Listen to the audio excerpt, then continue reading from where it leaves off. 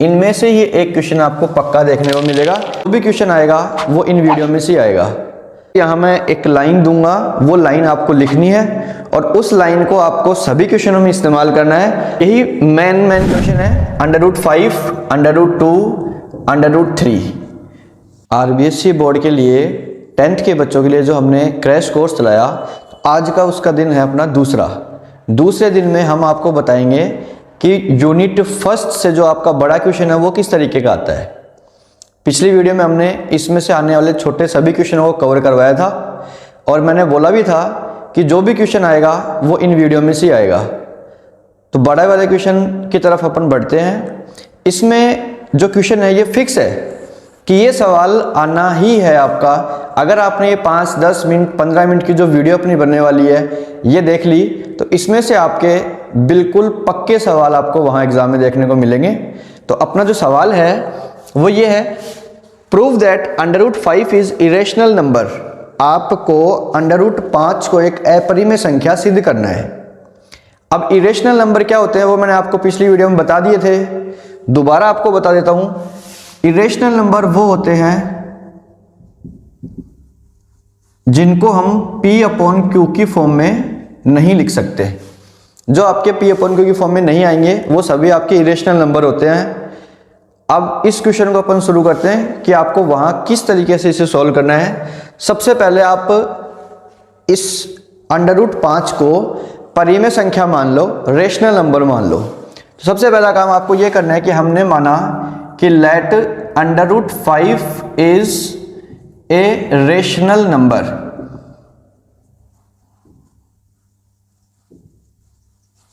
आपने माना √5 एक परिमेय संख्या है। अब परिमेय संख्या क्या होती है? परिमेय संख्या रेशनल नंबर वे नंबर होते हैं जिन्हें हम P/Q की फॉर्म में लिख सकते हैं। तो √5 को हम P/Q की फॉर्म में या A/B की फॉर्म में लिख लेंगे। √5 बराबर A/B।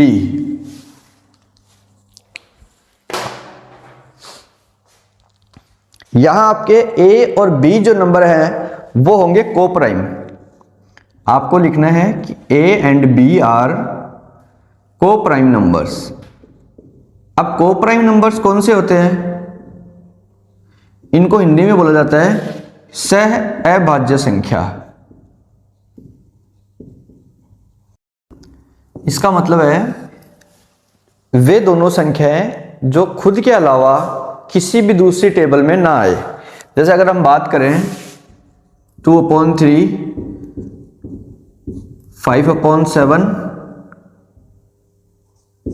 11/3, ये सभी इस तरीके के नंबर है 2/3। ये कोई भी खुद के अलावा किसी टेबल में नहीं आता। तो कोप्राइम नंबर जो हमने यहाँ A/B माना है ये अभाज्य संख्या इस तरह की संख्याएं होंगी। इसके बाद हम बात करें रूट हटाने के लिए हमने इसका स्क्वायर करना है दोनों तरफ। तो हमने इसका स्क्वायर किया, स्क्वायरिंग बोथ साइड, दोनों तरफ वर्ग करने पर, दोनों तरफ वर्ग करने पर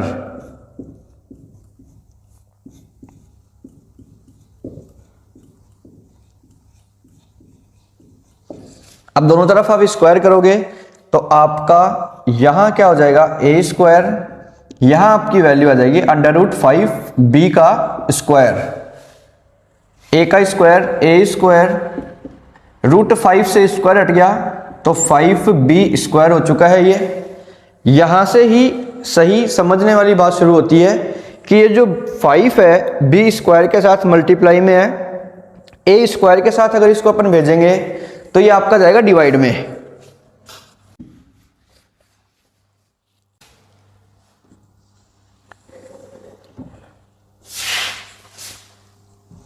A²/5 और बराबर में आपका रह गया B²।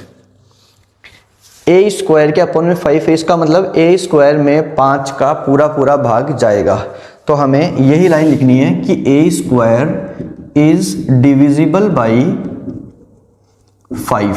So a is also divisible by 5। यही बात यहां समझने वाली है। इसका कहने का मतलब है कि a में 5 का भाग जा रहा है। अब कितनी बार जा रहा है वो आपको नहीं पता, तो हमने क्या लिया कि a में 5 का भाग c बार जा रहा है। a में 5 का भाग c बार जा रहा है, तो a इक्वल्स टू 5c ले लिया हमने। आपको दोबारा वही प्रोसेस रिपीट करनी है, स्क्वायर करना है दोनों तरफ, स्क्वायरिंग बोथ साइड, दोनों तरफ वर्ग करने पर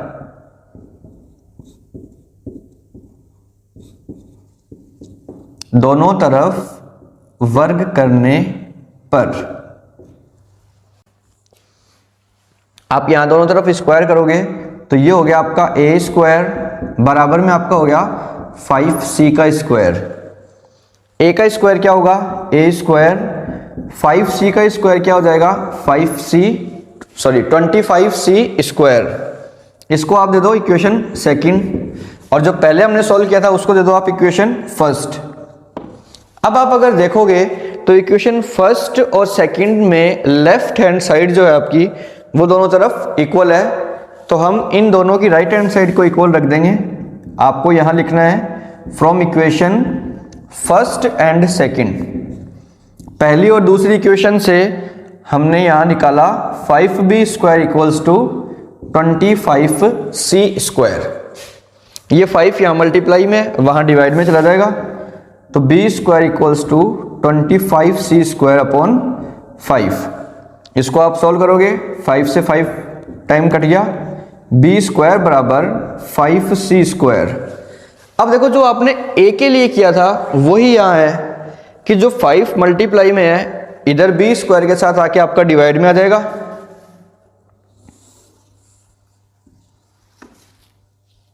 b square upon 5 equals to c square. यहां आपको क्या पता चल रहा है कि b स्क्वायर क्या है 5 से डिविजिबल है, तो हमने यहां लिखा कि b square is divisible by 5। अगर b स्क्वायर 5 से डिविजिबल है तो b is also divisible by 5। b square 5 से भाज्य है तो b भी 5 से भाज्य होगा। अब हमने इसको क्या माना था, a और b को कोप्राइम नंबर। कोप्राइम नंबर में मैंने आपको बताया कि सह अभाज्य संख्या होती है जिनका खुद के अलावा किसी और संख्या में भाग नहीं जाता है। लेकिन यहां देखो b में और a में दोनों में 5 जो है वो आपको कॉमन देखने को मिल रहा है, तो 5 जो है वो a और b का कॉमन फैक्टर हो गया। इसीलिए ये जो हमने यहां बात रेशनल नंबर की मानी थी ये हमारी बात गलत साबित होती है। फिर आपको नीचे यहां मैं एक लाइन दूंगा, वो लाइन आपको लिखनी है और उस लाइन को आपको सभी क्वेश्चनों में इस्तेमाल करना है। आप वो लाइन लिखो और आपका पूरा का पूरा क्वेश्चन यही पैटर्न पे चलेगा, चाहे यहाँ 5 आ जाओ, चाहे यहाँ 3 आ जाओ, चाहे यहाँ 2 आ जाओ। यही मेन क्वेश्चन है, √5, √2, √3। इनमें से ही एक क्वेश्चन आपको पक्का देखने को मिलेगा। आपको same as it is process रखनी है। अगर यहाँ 2 आ जाता है तो आपको यहाँ 2, 2, 2 कर देना है सब जगह। यहाँ अगर 3 आ जाता है तो आपको इन 5 की जगह 3 कर देना है। बाकी सेम लाइन रहेगी, सेम सब कुछ रहने वाला है, सारी चीजें सेम रहेंगी, सब कुछ सिर्फ संख्याओं का फेरबदल करना है। ये लाइनें भी बिल्कुल सेम रखनी है आपको। बस ये मान लो कि इस क्वेश्चन की 1-2 बार आप प्रैक्टिस कर लो और ये सवाल आपको पक्का क्वेश्चन वहां सवाल देखने को मिलेगा आपके बोर्ड एग्जाम में। आप इसको सॉल्व करो 1 बार, 2 बार, 3 बार, इतने में आपकी इसके सारी स्टेप्स याद हो जाएगी। ये क्वेश्चन पक्का आपकी बोर्ड एग्जाम में आना है। अब जैसे अगर अपन बात करें √5 की जगह वहां आपको √2 देखने को मिल जाए तो आप किस हिसाब से करोगे। देखो ये हमने यहां मान लिया कि √2 जो है वो एक रेशनल नंबर है, तो रेशनल नंबर हुआ इसका मतलब a/b की फॉर्म में होगा। a और b क्या होंगे आपके कोप्राइम नंबर, जिनका एक और खुद के अलावा कोई दूसरा फैक्टर नहीं होता है। फिर हमने यहाँ क्रॉस मल्टीप्लाई किया, इस 5 को 2 कर दिया, यहाँ √5 की जगह √2 आ गया। आपने क्रॉस मल्टीप्लाई किया, a को 1 से मल्टीप्लाई किया a, √2 को b से किया तो यहाँ आपका आ जाएगा √2b। दोनों तरफ आपको स्क्वायर करना ही है। यहाँ आपने स्क्वायर किया तो ये a का स्क्वायर हो जाएगा, यहाँ हो जाएगा आपका √2b का स्क्वायर, a का स्क्वायर a स्क्वायर, √2 का स्क्वायर जब आप करोगे तो रूट से स्क्वायर कैंसिल और ये आपका आ गया 2b स्क्वायर। ये 2b स्क्वायर के साथ मल्टीप्लाई में है, a स्क्वायर के साथ जाएगा तो डिवाइड में। अब a स्क्वायर अपॉन 2 है, इसका मतलब a स्क्वायर जो है वो 2 से डिविजिबल है, तो a भी क्या होगा 2 से डिविजिबल होगा। तो आपको यहां लिखना है कि a square is divisible by 2, so a is also divisible by 2। फिर आपको ये देखना है कि a जो है वो 2 से कितनी बार डिविजिबल होगा। तो हमने देखा कि a 2 से c बार डिविजिबल है, तो a बराबर 2c। वापस आपको यहां दोनों तरफ स्क्वायर कर देना है, ये हो जाएगा इधर 2c का स्क्वायर, 2 का स्क्वायर 4, यहां a का स्क्वायर किया तो a स्क्वायर, 2 का स्क्वायर आपने किया तो 4c स्क्वायर। ये 4 यहां मल्टीप्लाई में है c के साथ। अब एक चीज देखो, आप इक्वेशन फर्स्ट में a स्क्वायर है लेफ्ट साइड में और इक्वेशन फर्स्ट में भी a स्क्वायर है लेफ्ट साइड में। दोनों की लेफ्ट साइड अगर बराबर है तो राइट साइड आप क्या करो, दोनों की इक्वल रख दो। तो हमने यहां लिखा 2b square equals to 4c square. इसको सॉल्व करते हैं। अब ये जो यहाँ 2 मल्टीप्लाई में है वहां आपका डिवाइड में चला जाएगा, 4c स्क्वायर अपॉन 2, ये आपका आ गया b square equals to 2c square.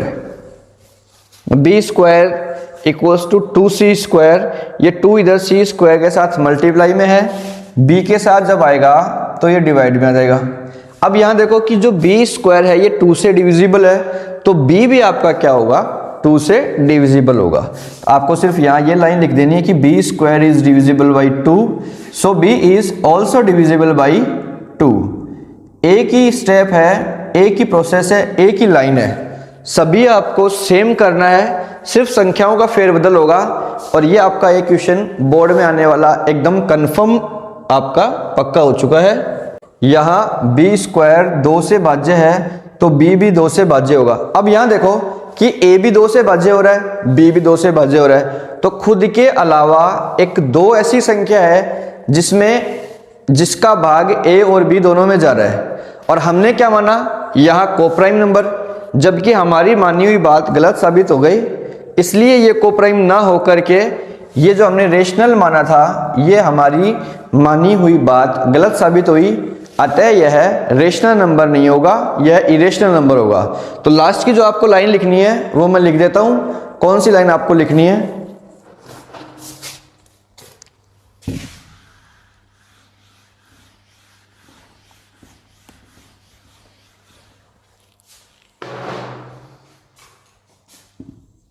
A and B have 2 as common multiple, so A and B are not co-prime number,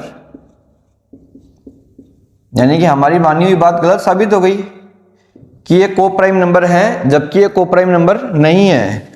so our assumption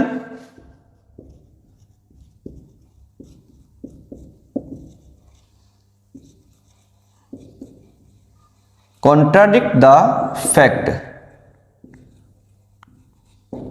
यानी हमारी जो बात है वो गलत साबित होती है। √2 is not a rational number, not a rational number, it is it is an irrational number. आपको यही लाइनें लिखनी है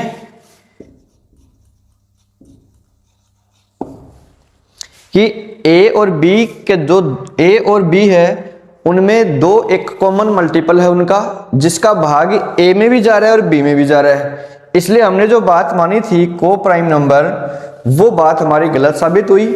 तो हमारी जो मानी हुई बात थी, जो हमने माना था, अज्यूम किया था √2 को रेशनल नंबर, वह बात भी हमारी गलत साबित होती है। इसलिए √2 क्या है, एक रेशनल नंबर ना होकर एक इरेशनल नंबर है। ए और बी का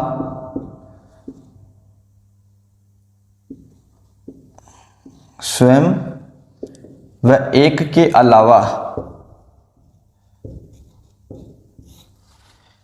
एक के और खुद के अलावा क्या आ गया, दो। स्वयं व एक के अलावा दो गुणांक है, अतः यह सहअभाज्य संख्या, यह सहअभाज्य संख्या नहीं है। अब सहअभाज्य संख्या अगर नहीं है तो इसका मतलब हमारी मानी हुई बात गलत है। अतः ए व बी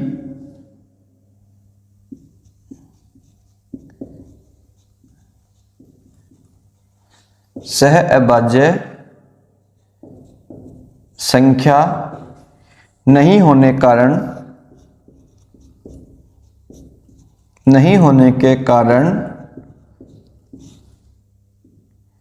√2 एक परिमेय संख्या नहीं है। यह एक अपरिमेय संख्या है। बस आपको यही चीजें, यही लाइन रट लेनी है और ये की ये लाइन आपको एग्जाम में लिखनी है। यह एक अपरिमेय संख्या है। ये आपको सिद्ध करना था कि सिद्ध करो कि एक अपरिमेय संख्या है, इरेशनल नंबर है। तो आपको इसी हिसाब से करना है, चाहे √5 का आ जाओ, √2 का आ जाओ या √3 का आ जाओ। तो आज की वीडियो में से हमारा जो क्वेश्चन था ये वाला है, आने वाला जो आपको पक्का श्योर क्वेश्चन एग्जाम में देखने को मिलेगा। और यहाँ आपकी ये जो स्टेप्स हैं आपको याद कर लेनी है। एक ही स्टेप है, सेम है हर क्वेश्चन के लिए। तो आप इनको देखो, कुछ बात अगर नहीं समझ में आती है तो आप हमसे पूछ सकते हो।